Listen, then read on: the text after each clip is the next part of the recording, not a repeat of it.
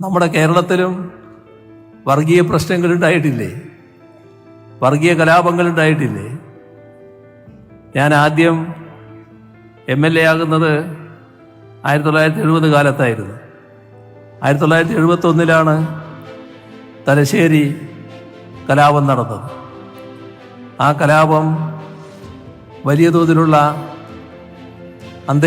സംഘർഷാവസ്ഥ തലശ്ശേരിയിൽ സൃഷ്ടിക്കപ്പെട്ടു.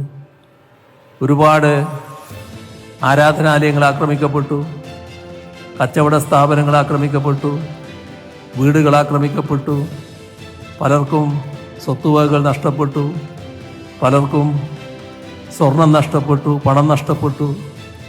അങ്ങനെ പലതും നഷ്ടപ്പെട്ട ജനവിഭാഗങ്ങൾ.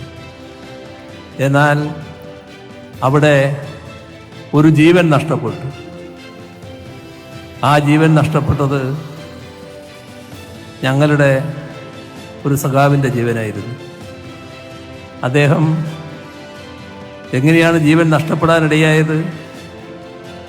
അവിടെയുള്ള കലാപം ശമിപ്പിക്കുന്നതിന് വേണ്ടി ഞങ്ങൾ ആ കാലത്ത് സ്വീകരിച്ചൊരു സമീപനമുണ്ടായിരുന്നു. ആത്മാഹൂതി ചെയ്തു പോലും മതനിരപേക്ഷത സംരക്ഷിക്കുക എന്നതായിരുന്നു അന്ന് ഞങ്ങൾ നൽകിയ ആഹ്വാനം. അതിൻ്റെ ഭാഗമായി എല്ലാ സ്ഥലങ്ങളിലും വളണ്ടിയർമാർ ആരാധനാലയങ്ങൾ സംരക്ഷിക്കാൻ വരെ കാവൽ നിന്നു.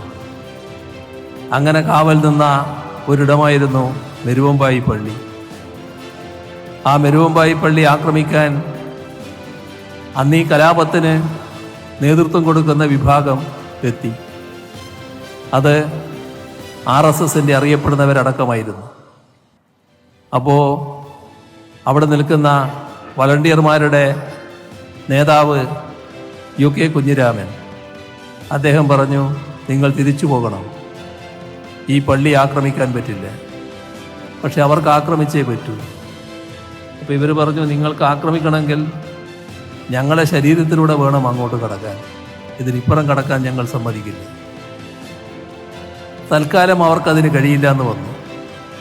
അവർ തിരിച്ചുപോയി. പക്ഷേ ആ അമർഷം, ആ പക അതവർ തീർത്തു.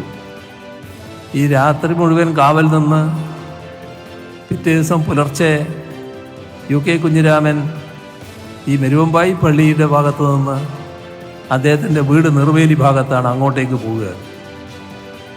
അപ്പോൾ അവിടെ ഒരു ഭാഗത്ത് കാവൽ നിന്ന് ഇവർ അദ്ദേഹത്തെ ആക്രമിച്ചു. അതിലാണ് അദ്ദേഹത്തിൻ്റെ ജീവൻ നഷ്ടപ്പെടുന്നത്.